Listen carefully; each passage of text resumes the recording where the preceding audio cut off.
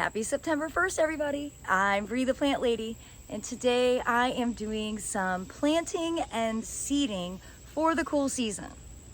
Now, this morning I woke up, Hurricane Idalia had blown through, and for the first time in months, I felt cool air, and it was incredible. It was short-lived. We don't have a lot of humidity today, however, it's still very hot out. We did get a much-needed 1.5 inches of rain. We could use another 1.5 inches like tonight if it's not in our forecast. But I thought that today would be a good opportunity for me to put this on your radar. I think still for zone 7, it's a bit early, but I'm doing this to make sure that all of the seed that I'm going to be distributing at the fall open garden has good germination rate. And actually, before I plant, let me show you what I have. So I got 2 broccolis from Tractor Supply. They were outrageously expensive, like $6 a piece. I just have a really hard time wrapping my head around that. They also had no seed in stock, and they aren't going to get any. So I was like, okay, well, I have no reason to go back to Tractor Supply. That's okay, because next week I'm going to be hitting up a much better seed supplier, Piedmont Feed and Garden Center in Chapel Hill. Now, I also have these small packets of greens that were a miscommunication. I don't like to do grains in such small packaging because I think you need more to make an impact. But because I have so many, Emily did a lot in these small packs and they can't be undone and reused. I'm gonna see how these small packs look as clumps in pots. So I have wheat, oats, and barley, and I have a lot of them. I'm thinking of ways I can use them that are creative for the open garden. I certainly am not gonna charge $5 for a pack this size because that's completely ridiculous. And I like to do round numbers, so I don't like having to make a lot of change.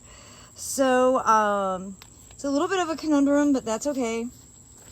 I also have one of my seed mixes, and this is the spicy mixed greens, which will help ward off deer and rabbits. And so this is like kale and arugula, Swiss chard, and lettuce mixed together. And I'm basically just gonna sow that as a ground cover just to fill in the pots. And I don't have a ton of pots to do this with, but I've got 2 right here. And as I walk around, I think I might get wild and crazy and cut some more stuff back and make some more space. I'm just blowing for a second. I'm just gonna say it. Every time I go into a box store, I am more and more disappointed with their horticultural options. Not only did Tractor Supply not have a great plant selection, but they didn't have good fertilizer, which I'm out of, and they didn't have any seeds in stock. What's the point? Seriously, what's the point? So, always support your local garden center. I am so excited to go to Piedmont Feed. I think they're one of the very best in my area. I think they're an hour away from where I live, so it's not like I just go there on a whim. But I'll be in the area next week picking up plants from Hoffman, and just gonna make it a priority. I saw on their Instagram yesterday, they have a whole wall of fresh seed from botanical interests, and I know there are some varieties in there that I have not grown before, and so I'm gonna treat myself, get some new to me seeds, because it's one of the things that I look forward to the most is growing things from seed, which is probably why I like collecting seed and offering seed sales to other people, because it's such a small amount of money for so much joy. And it's, I think, one of the greatest things that gardening offers. And so it's just really discouraging to see how stupid box stores are. I'm just gonna go ahead and say it. They're stupid. They shouldn't have garden centers. They're sort of ruining horticulture.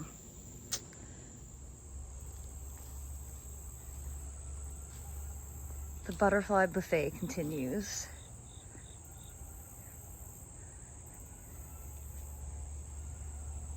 I can count 10, which means there's probably 15. And there's Reginald. He's like, I just watch it. I watch the butterflies, Mom. All right, so I was being a little sarcastic earlier because it was really hot, but it is the most amazing temperature right now. Like, this is the dream temperature. This is what I wish I could live in every single day. There's a breeze, it feels good. I've been to the pool, I cleaned it, and now I am basically doing what I was doing in those pots, cutting tomatoes back. I'm coming through and I'm cleaning up areas that have buckwheat that are at this stage. And the reason I'm doing this is because they're just starting to ripen. And if I let them dry out, it's gonna look really messy for the open garden, which is scheduled for September 23rd. Of course, I want the garden to look really nice for September 23rd. So I'm gonna go ahead and preemptively rip it out, and I'm gonna direct seed a few of the things that I'm gonna be selling at the open garden so that I can basically use this transition time as my seed germination trial and loosely figure out some of the square footages of each of the containers that I'm selling. So I'm excited that I've decided to like literally rip the band-aid off, and I wouldn't have done that if it wasn't like this absolutely magical temperature. And I haven't looked at the forecast. I'm assuming this isn't going to last because it's way too early to feel this good, but I'm going to take advantage of it while we have it. I wish everybody could have this experience. When you pay attention to building your soil, you can create the most amazing substrate to grow in. This is primarily soil cube, and it's years and years of layering soil cube and then growing cover crops and allowing organic matter to decompose in place. And you see there's lots of insects, and it's like cat litter gardening. Look, I can just dig a hole with my hand. I don't even need a tool. Look at that black earth. Like, I live in a sand pit, compacted sand. And this, after 12 years of gardening here, is what I've been able to create. And it makes it so easy to grow anything that you want to grow. So now I just have the hard decision of figuring out what I want to seed in this little pocket. All right, this is not a lot of square footage, and I've decided I'm going to go ahead and do the white cloud crimson clover, which is a white flowering variety of crimson clover that also is a nitrogen fixing legume and appreciates the heat and will die with the frost. So remember, in the winter, after I harvest all of these peanuts that are growing, I'm going to want to be able to do this as a cottage garden mix. So what I'm sowing now is really just temporary. And I'm just going to lightly scatter these seeds. This is seed that I bought from Hancock, and it is actually pelletized. If you collect your own crimson clover seed, which we have done, it's really light and airy, and it's a lot more difficult to put out. So when it's pelletized, it's just like heavy enough that it's easier to be able to actually just toss down. Now, I've got that pretty well covered. I don't need to have this too densely planted. And I'm gonna go ahead and toss down some Dr. Earth. This is a 462. It's not exactly what I was looking for, but it was the only thing that Tractor Supply had. And you know, I've been thinking about it, and I don't take back my harsh words for box stores. Do better. Do better. You can do better. There are better products. There are better plants. General public deserves to have better options. Not that I have any interest in influencing how box stores actually work, because I think they're kind of tedious and awful, but I wish that getting quality products was a little bit easier for just the general person to access. But I guess that's why Amazon exists, which is really a shame. All right, so I'm really just kind of doing this to make sure that the seed has good contact with soil, and that all that fertilizer gets incorporated. And if we don't get rain in the next couple of days, I'll go ahead and start sprinkling this. But I think this bed is going to be done for the short term as we enter into the beginning of September.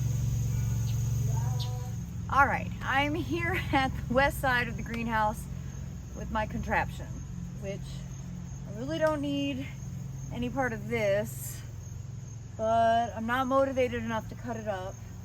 So I'm kind of ducking under. I've got this entire 100-gallon root pouch unplanted, and I've got this Bonnie's Best cabbage. I don't believe it's the best cabbage. I know from experience it's not, but it was one of the only options the Tractor Supply had, and I wanted to get some cool season vegetables that were already started just to get a jump on the season. I'm also planning to put in some sparkler radish from So True Seed and some gourmet blend beet. And I'm going to direct seed these, but I'm going to first plant these cabbages, and I'm just going to kind of scatter them all throughout. And before I do that, I'm going to go ahead, this okra that was seeded in here isn't doing anything. I'm going to go ahead and rough everything up really good, kind of expose the soil, make it so that it's the ideal surface for planting in and for seeding in. Now this one gets quite a lot more shade compared to the others going that way. So I think this is the perfect spot to really get started with cool season stuff, because today is the last day of August and we still have another solid 6 weeks of exceptionally warm weather, and often fall is hot and dry unless we have tropical systems. So better to keep your cool season vegetables if you're trying to get a jump start in more shade than sun. Also recognize that you're gonna have to treat brassica crops with BT on the regular, because there are so many cabbage worms, specifically the cabbage looper butterfly, the little white ones. They're all over the place and they'll lay eggs and they'll decimate your fall crops. So you have to be really dedicated to BT, and I've got the liquid that I'm going to go ahead and spray on everything that I'm planting today. And then basically every time it rains and anytime I use a sprinkler, I'm going to have to come back out and treat them again.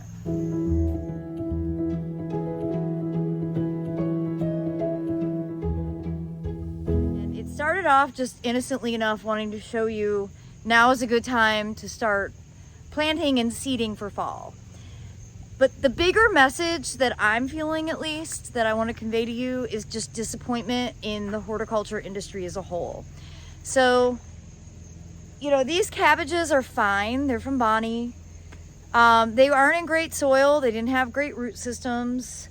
There were very few options. It was basically in this size, which is a 6-pack, collards or cabbage. That was it. And there are so many other vegetables that you can be starting to grow now that you'll be able to harvest as it starts to get cooler and the days start to get shorter. And so the fact that they whittled it down to 2 species is really annoying. Also the fact that there's not the best plants, period. I'm gonna go ahead and call everybody out today because I'm feeling really disenchanted with what my industry is offering the end consumer, and I don't want it to be that way. I want the horticulture industry to do better. I want you to have better options when you go to spend money at a retail outlet so that you will keep gardening. And if I'm feeling this way, you probably are too. So obviously there's no substitution for growing your own, because then you can choose from a better selection of varieties. You have more control over what you grow them in, how you grow them, how you fertilize. You have a better root system. Ultimately, you get a better harvest. But there's a convenience factor that goes along with running to a store and picking up some stuff and getting that instant gratification that none of us should be robbed from. And I guess I just have to come to terms that I haven't made a big enough influence in this industry, and keeps me motivated. But I do hope from this video you will take the inspiration that now, beginning of September, is the right time to start getting your first round of fall season vegetables seeded. This includes a huge variety of things: kale, mustard, lettuce, arugula, spinach, cilantro, celery, cabbage, broccoli, cauliflower, kohlrabi, radishes, you know, it's an enormous list that can be accomplished at this time of year. And I don't want to discourage you from doing that, but I am going to say, go ahead and spend some money on seed, because I think you're going to have a better experience. After today, it's highly unlikely that I'm going to go back to Tractor Supply really ever again. Because why? Why get frustrated? You know? And so I just have to do a better job of starting my own seeds of the varieties that I want, do it in a timely fashion, so that we can be eating these delicious harvests sometime between Thanksgiving and Christmas. That's really the aim when you're planting now. It's going to take several months for them to actually get established, but my goal always for September planting is to harvest before the new year. So I do hope you'll subscribe, stay in the loop as I continue to post very practical garden videos here from my Zone 7 landscape in Central North Carolina. And as always, thanks so much for watching, everybody. Happy gardening.